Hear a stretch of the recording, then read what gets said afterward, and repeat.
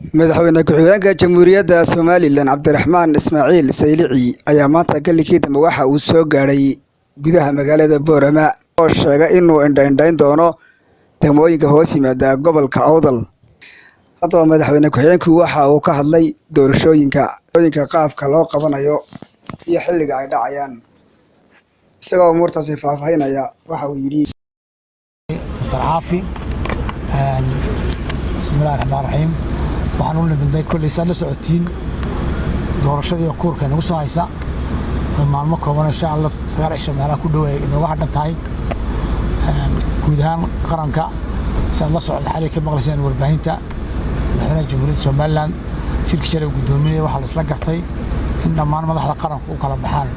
6 gobol doorasho ee degmooyinkooda si looga hawlgalo doorashadaasi si inuu qabsoonayo doorasho qiimo badan oo aan xaraf lahayn oo dhibaato yar oo musharaxiinta walaalaha tartamaya loo wada garsoori lahaa loogu ilaalin lahaa akhlaaqda iyo tartanka wanaagsan iyadoo maalin dhow ay bilaabmi doonto 6 cisho u dambeysay ee tartanka 3 xisbi ay bilaabmi doonto waxaan u nimidnay insha Allah inaan marti gobolka dareenka dadku wuxuu noqonayaa waxaan lagu talagalay 6 cisho 3 xisbi min 2 cisho in qolowba maalin xisbi walba waxa loo ogol yahay hal maalin fagaaraha yimaado oo khayradda dadka dhaxaysa kala hadlo marka waxay maanta arrin madaxtooye maaha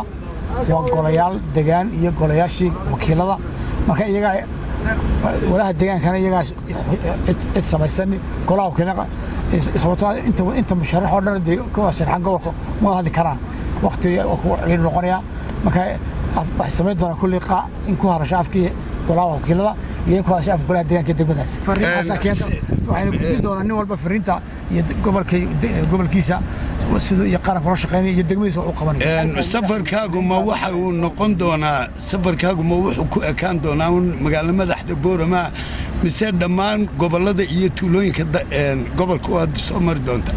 waan dhaafaya Boorama insha Allah waan soo maray 4 degmo doorasho gobolka Soomaaliya waxay tahay madaxweyne fariintaad u dirayso bulshada reer Somaliland waqtiga ku aadan waqtigan doorashada gaar ahaan gobolka waxaan gudaha waxaan u diraynaa fariinta waa in doorasho loo diyaargaroobo doorashada loo diyaargaroobo doorasho tartan xalaal ah galaan oo dadka maanta tartamaya ee labada u kala tartamaya labada xilka ay golaha wakiilada iyo xilka golaha deegaanka inuu diyaargaroobaan doorasho anshax wanaagsan leh oo saxaxishay oo qabsi lahayn oo magaca Somaliland magac weyn soo jeeda taasaan leh odayga waana xil in dhamaanteena oo saaran oday iyo inaan iyo maarta hooyo iyo inaan iyo gebi dhamaanteena reer Somaliland inuu walba ka qayb qaato si doorasho wanaagsan waa Maxamed Qalla Cismaan telefishinka caalamiga Gobonimo TV magaalada Boorama.